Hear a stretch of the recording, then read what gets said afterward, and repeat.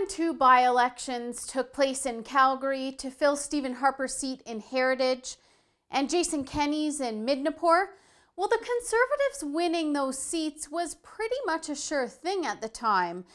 But that didn't stop Justin Trudeau from coming to Calgary to campaign for Liberal candidates in March of this year.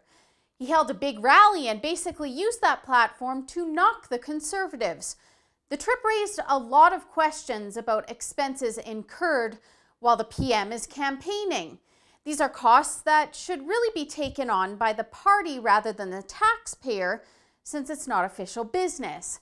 It also raised concerns about overspending when it comes to the limits set out by Elections Canada, which is about 90 grand for each candidate. So how much did they spend? Well, I have the documents to show that they spared no expense. The Rebel has obtained this package through an access to information and privacy request that shows that Trudeau and his entourage made no attempt to save taxpayers even a dime on this trip when they easily could have. Keep in mind that, as this report in the National Post outlines, although security agencies prefer the PM to fly on military planes, it's not a requirement, especially when the PM is campaigning.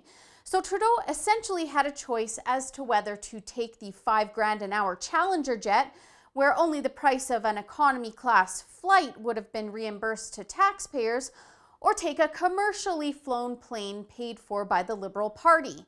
This paperwork shows that not only did he take the Challenger, but his staff used an Airbus and regular flights to travel. Here, look at these documents. This one shows expenses for a 3-day trip, which, by the way, included a stop in Vancouver. Notice the name is blanked out, so who knows whose expenses these are. But on top of travel in the Challenger, the bill came in at over $900. This next document shows expenses for the same time period on top of travel in an Airbus at over $600. And these documents show the cost of economy flights, hotel, meals, taxis, and incidentals at over $1,500 for 4 days. Consider that an email itinerary with the document shows that 7 extra tech staff were used for these days. 7. That's just tech staff. Who knows how many others were in the PM's entourage? So why couldn't the same 2 people help out over the duration of the trip? And why weren't they all either taking the Challenger that seats up to 12 or something, or even better, why didn't they take a commercial plane that would have landed the entire tab on the party instead of the taxpayer? Look at these claims. There are thousands of dollars in airfare expenses outlined for flights coming in from mostly Eastern Canada. But there's more. Let's dig into some of these expenses. Hotels in Calgary, over $200 a night.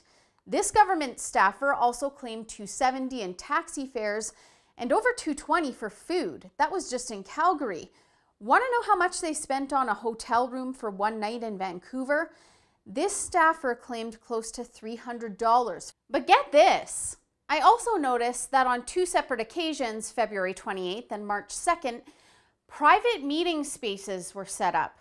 There were also several briefing notes prepared for the Prime Minister on Calgary's specific issues that he really didn't talk about at the rally he held while he was here.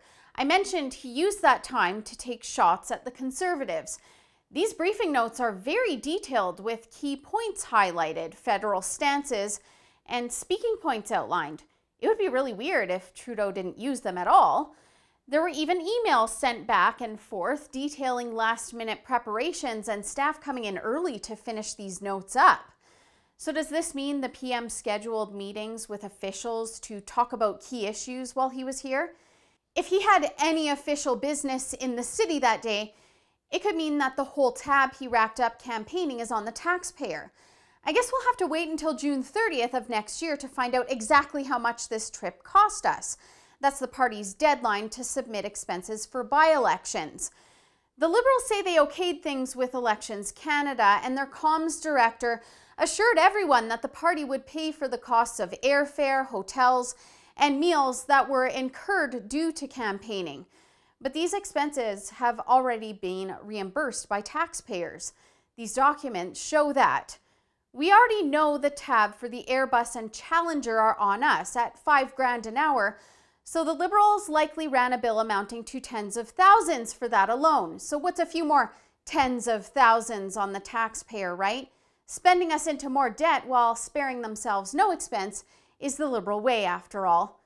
For the Rebel.media, I'm Holly Nicholas. Thanks so much for watching. At The Rebel, we bring you all of the news that you won't see anywhere else, and that's why our censors want to stop us. But Ezra has a plan. Visit istandwiththerebel.com for all of the details and to sign your support.